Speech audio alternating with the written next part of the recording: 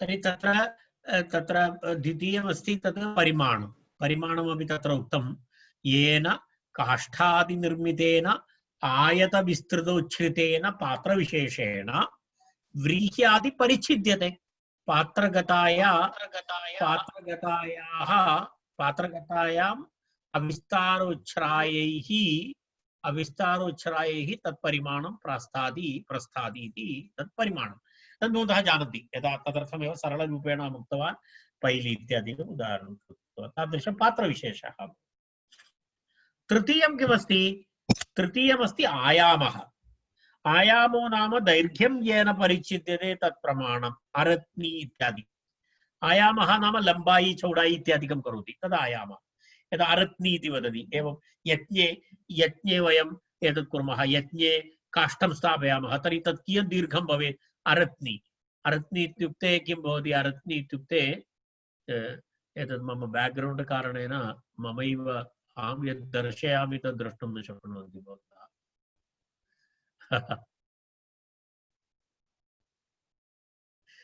तत्र एवमस्ति तत्र यदा एकं हस्ते एवं स्थापयति एकनिमेषः तर्हि तत्र एवं भवति यदा एवं एक हस्तपरिमितम् एवं स्वीकरोति तद् अरत्नी इति वदति। यदा यज्ञे हवनं करोति तर्हि हवने काष्ठान् स्थापयति तर्हि तद् यदा यदा इच्छति तदा कर्तुं न शक्यते। तस्य एकैकयज्ञस्य एकैकनियमः अस्ति कियत् दीर्घं भवेत् तादृशं कृत्वा करणीयं भवति। तद् लम्बाई इति तदेव वस्तुतः आयतम् इति शब्देन आयामः दैर्घ्यं येन परिच्छिद्यते तत्प्रमाणम् इति अरत्नी इति अरत्नी अस्ति प्रादेश अस्ति इत्यादि इत्यादि। तर्हि एतत् त्रितयम् अपेक्षया भिन्नम् 1 2 3 इत्यादि संख्या। तर्हि परिमाणं त्रिप्रकारकम् इति अस्ति। तत्र किं किम्? उन्मानं परिमाणम् आयामः इति त्रिधा परिमाणः। संख्या इति एतद् विहाय भिन्नमस्ति। संख्या भिन्ना।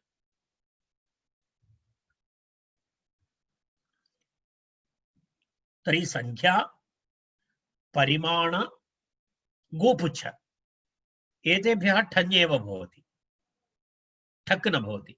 तत् त्यक्त्वा अन्यत्र ठक् भवति।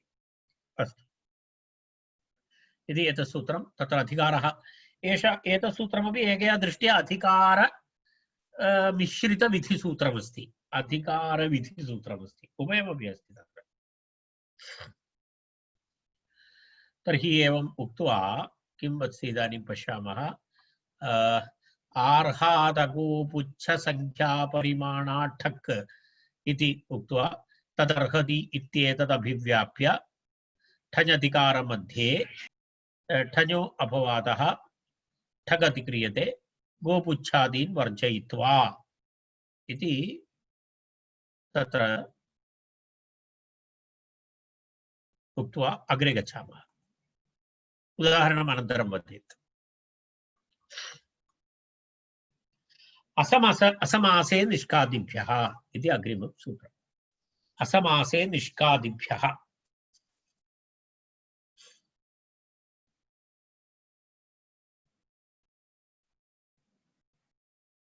एतत् आर्हादित्येतत् तेन क्रीतम् इति यावत् 17 सूत्र्याम् अनुवर्तते। एतस्य विषयः तेन क्रीतं सूत्रपर्यन्तं 17 सूत्रेषु अर्हादित्यस्य अनुवृत्ति भवति।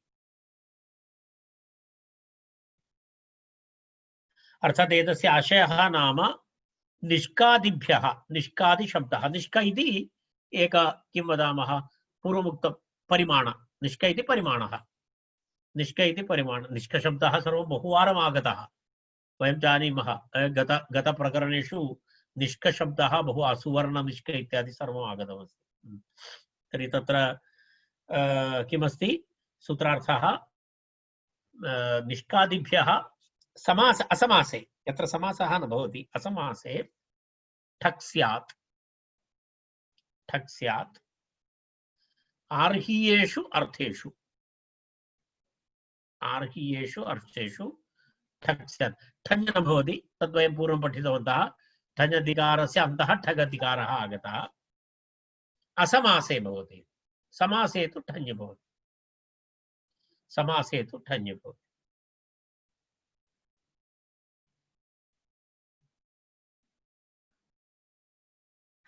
निष्कादिगणपठितशब्दः विशेषनियमः, तत्र अन्यथा तु न भवितुम् अर्हति। कारणं तत्र परिमाणशब्दे तु ठक् न भवति इति उक्तं, परन्तु अत्र अपवादनियमः निष्कशब्दात् भवति इति निष्कादिगणः कृतः तत्र असमासे निष्कादिभ्यः इति। निष्क, पण, पाद, माप, वाह, द्रोण, षष्ठी इति निष्कादि।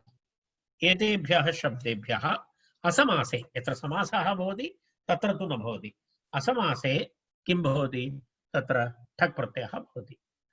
तर्हि निष्कादिभ्यः समासे ठक् स्यात् इति आर्हीयेषु अर्थेषु अर्हति इत्यर्थे। अत्र पश्यामः वयं किमस्ति तत्र उदाहरणं, नैष्किकम् इति उदाहरणं। निष्केण क्रीतम् इति अर्थः। अत्र निष्केण क्रीतं, तेन क्रीतम् इति पर्यन्तम् अस्ति।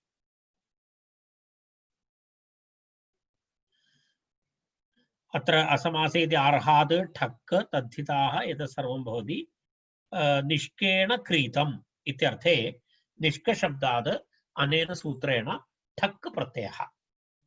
निष्का ठ, ठ इत्यस्य इक आदेशः, निष्का इक आदिवृद्धि।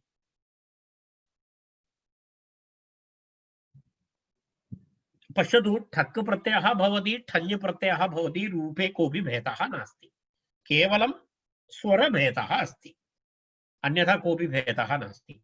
स्वरभेदः एव भवति, रूपे कोऽपि भेदः नास्ति। ठक् वा भवतु ठञ् वा भवतु समानमेव भवति। नैष्किकम् इति भवति तर्हि। अस्तु, समासे तु ठञ्, समासे तु ठक् प्रत्ययः न भवति। यदा परमनैष्किक, परमनैष्किकः इति रूपं, परमश्चासौ निष्कस्य परमनैष्किकः इत्यादि उदाहरणानि द्रष्टव्यानि। अस्तु, अग्रे गच्छामः। परिमाणान्तस्य असप्ज्ञाशाणयोः इति तत्र अस्ति। परिमाणान्तस्य असप्ज्ञाशाणयोः इति द्विपदं सूत्रम्। परिमाणान्तस्य असप्ज्ञाशाणयोः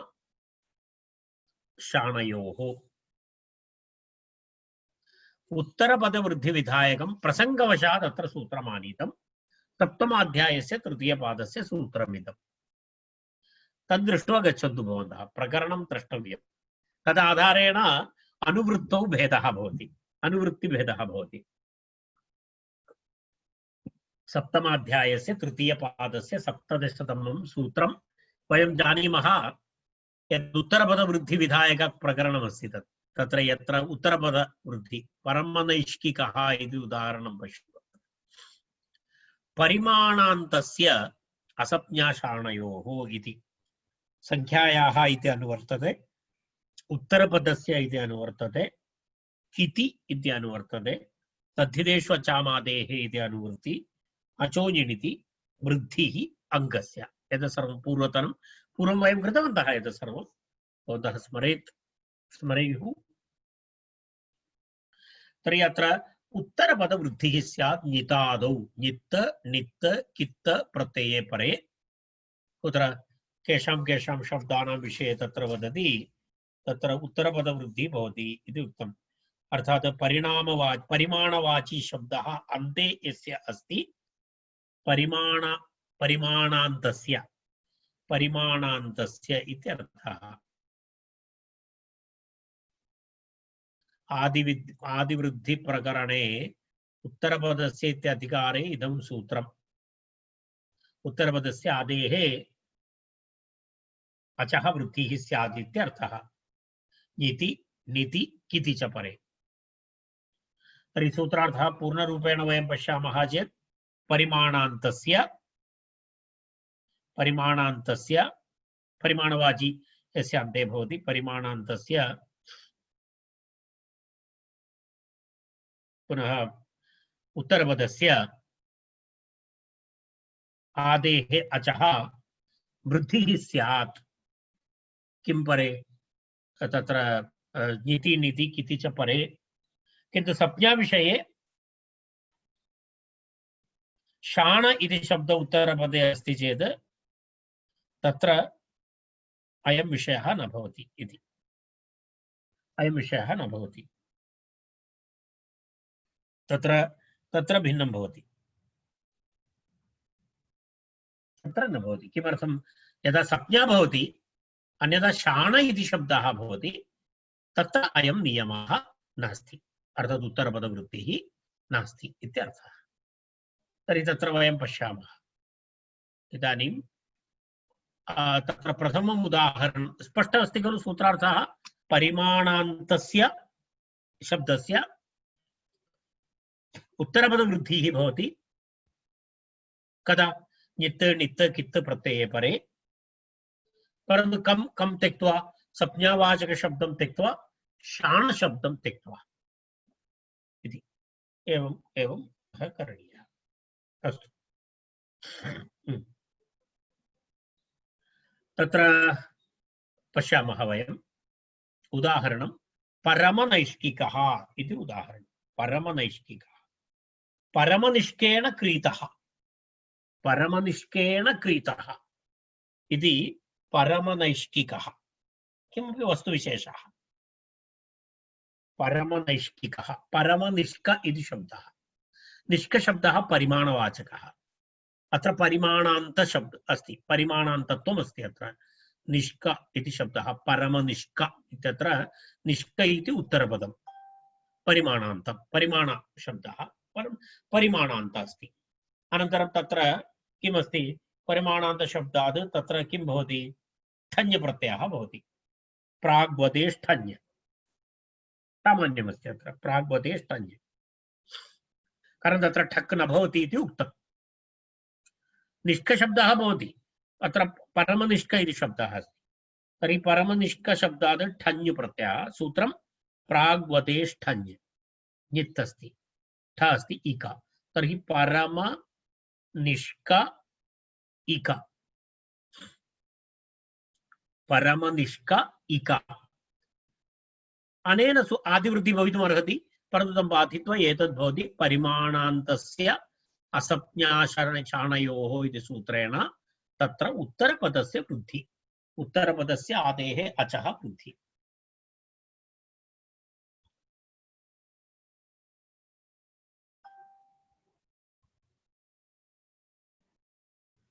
उत्तरपदस्य आदेः अचः वृद्धिः भवति चेत् किं भवति नैष्क इति भवति खलु परमनैष्क परमनैष्क इक यस्येति च इति अकारलोपः परमनैष्क इक परमनैष्किक सुप्रत्ययमादेशे पूर्वरूपे परमनैष्किक असंज्ञा इति किं प्रत्युदाहरणं पञ्चकलापाः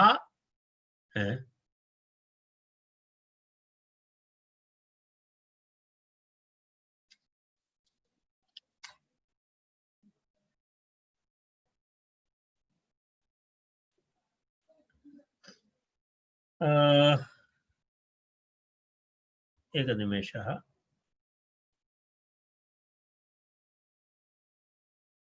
पञ्चकलापाः परिमाणम् अस्य इति पञ्चकलापिकम् इति तदस्य परिमाणम् इति अत्र ठञ् प्रत्ययः तत्र संज्ञा अस्ति तत् पाञ्चकलापिकम् इति संज्ञा शब्दः अस्ति कस्यचित् पञ्चकलापाः कलापः इति परिमाणवाचकशब्दः पञ्चकलापाः परिमाणम् अस्य इति तदस्य परिमाणम् इति ठञ् प्रत्ययः संज्ञावाची अस्ति तेन कारणेन तत्र उत्तरपदवृद्धिः नास्ति कलापाः इति परिमाणवाची शब्दः परन्तु पञ्चकलापशब्दः अत्र पञ्चकलापिकम् इति तत्र तदस्य परिमाणम् इति सूत्रेण अत्र ठञ् प्रत्ययः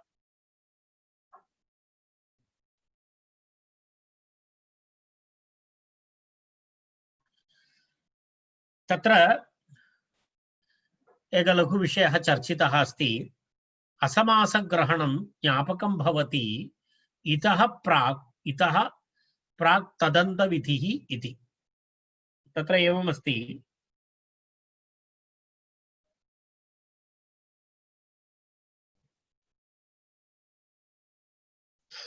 परमनैष्ठिकः इत्यत्र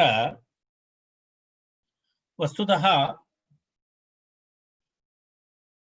किं भवति, ठञ् प्रत्ययः भवति। एकनिमेषः। तदस्य इतः प्राक् तदन्तविधि तेन सुगव्यं यवापूप्यमित्यादि ऊर्ध्वं तु संख्यापूर्वपदानां तदन्तग्रहणं प्राग्वतेरिष्यते तच्च अनुकी इति परायणिकः। अस्तु।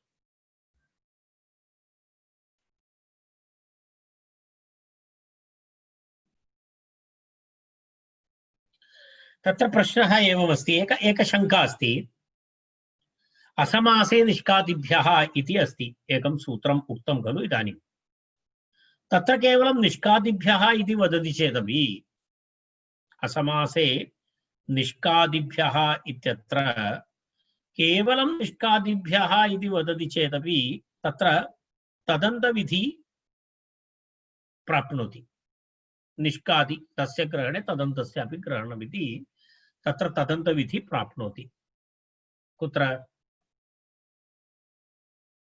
असमासे किं सूत्रमस्ति? असमासे निष्कादिभ्यः इति। तत्र तस्मिन् सूत्रे असमासे समासे इतरे इति वक्तव्यं नास्ति। तत्र किमर्थम् इत्युक्ते तत्र ठक् प्रत्ययः भवतु। परमनैष्ठिकः इत्यत्र तु औत्सर्गिकः ठञ् प्रत्ययः। स्वरभेदस्य कृते तत्र असमासे निष्कादिभ्यः इति ठक् प्रत्ययस्य चरितार्थता। केवलं स्वरभेदस्य कृते तत्र उभयं भिन्नं भिन्नम् अस्ति। निष्कः इत्यत्र तत्र स्वरभेदः भवति। तर्हि असमासे निष्कादिभ्यः इति यदा वयं वदामः तर्हि तस्य स्थाने केवलं निष्कादिभ्यः इति वदति। तत्रापि किं भवितुमर्हति? तदन्तविधि प्राप्नोति। तेन किं भवति? परमनैष्ठिकः इत्यत्रापि रूपसिद्धिः भवति तदन्तविधिं स्वीकृत्य। तर्हि पुनः किमर्थं तत्र विशेषतया तत्र असमासग्रहणम् इति प्रश्नः। तस्य आवश्यकता तु नास्ति खलु। निष्कादिभ्यः इति करोति चेत् तदन्तविधिः अपि भवति। तेन परमनैष्ठिकः इति रूपं तु निष्पन्नं भवति। तर्हि अत्र असमासे इति करणीयं नास्ति इति प्रश्नः। तस्य उत्तरमस्ति तत्र एवं परिभाषा मध्ये काचन परिभाषा अस्ति खलु। ग्रहणवता प्रातिपदिकेन तदन्तविधिः नास्ति इति। ग्रहणवता प्रातिपदिकेन तत्र तदन्तविधिः नास्ति इति एका परिभाषा अस्ति। तया परिभाषया तत्र किं भवति? तत्र तदन्तविधिनिषेधः भवति। तदन्तविधिनिषेधः भवति चेत् तत्र ठक् प्रत्ययः न भवति। कारण ग्रहणवता प्रातिपदिकेन तदन्तविधिः न। एषा परिभाषा आगता वा? उक्तं वा मया एषा परिभाषा? लिङ्गविशिष्टपरिभाषा जाता। लिङ्गविशिष्टपरिभाषा अभवत्। लिङ्गविशिष्टपरिभाषा। अस्तु, एकं करोमि। एतां परिभाषाया एतस्याः परिभाषायाः अपि विवरणं करिष्यामि। किञ्चित् विवरणं करणीयं भवति। अग्रे किञ्चित् विवरणम् अधिकमस्ति।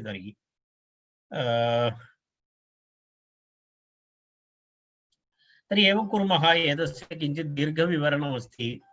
इदानीं मम घण्टाद्वयं जातम्। इदानीं चलति, एतदेव प्रवचनं चलति। वयम् एवं कुर्मः। एतं परिभाषया सह वयं श्वः आरम्भं कुर्मः। कारणम् एतत् किञ्चित् दीर्घविवरणं करणीयं भवति। मिनिमम् 10-15 निमेषाः भवन्ति तस्य कृते। तर्हि तावत् इदानीम् अहं वक्तुं न शक्नोमि। मम अन्यकार्याणि अपि सन्ति। इदानीम् एवं करिष्यामि अहं। तया परिभाषया सह श्वः वयं श्वस्तनवर्गे अहं तां परिभाषाम् अहं चिन्तितवान्। सा परिभाषा आगता अस्ति इति कृत्वा तेन कारणेन अहम् अग्रे गन्तुं प्रयत्नं कृतवान्, परन्तु इदानीं न भवति। तर्हि श्वः कुर्मः, चिन्ता नास्ति। श्वः, कारण किञ्चित् दीर्घविवरणं करणीयमस्ति।